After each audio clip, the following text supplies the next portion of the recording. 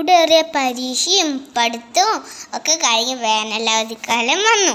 പിന്നെ എനിക്ക് എൻ്റെ സ്കൂൾ പൂട്ടിയപ്പോൾ കുറച്ച് സന്തോഷമായി. ടീച്ചർമാരിനെയും ഫ്രണ്ട്സിനെയും ഒന്നും കാണാൻ പറ്റില്ല എന്ന് അറിഞ്ഞപ്പോൾ എനിക്ക് നല്ല സങ്കടമായി. പിന്നെ വെക്കേഷനൊക്കെ ആയപ്പോൾ എൻ്റെ ഫാമിലെ താറാവിനെ വളർത്തലും പിന്നെ കോവയ്ക്ക പറിക്കലും ഫ്രൂട്ട്സ് എല്ലാത്തും പറിക്കലിൻ്റെ പണിയൊക്കെ തുടങ്ങി.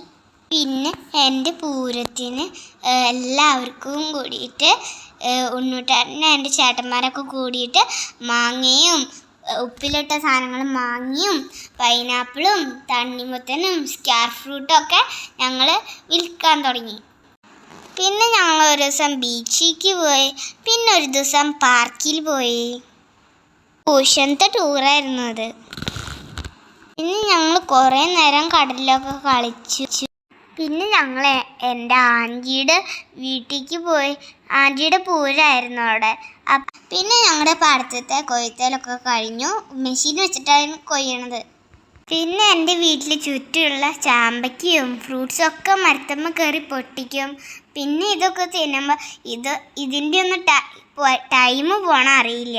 ഇത് ഞാൻ എൻ്റെ അമ്മയ്ക്ക് ബർത്ത്ഡേക്ക് ഉണ്ടാക്കി കൊടുത്ത ഗിഫ്റ്റാണ്. പിന്നെ ഒഴിവ് സമയം കിട്ടുമ്പോൾ ഞങ്ങൾ മീൻ പിടിക്കും, പൂക്കളൊക്കെ പറിച്ച് കളിക്കും, ഡാൻസ് കളിച്ചും പുസ്തകം വായിച്ചും ഒക്കെ ഞാൻ എൻ്റെ ഒക്കെ വെക്കേഷൻ അടിച്ചു പൊളിക്കണം. അപ്പം നിങ്ങളോ?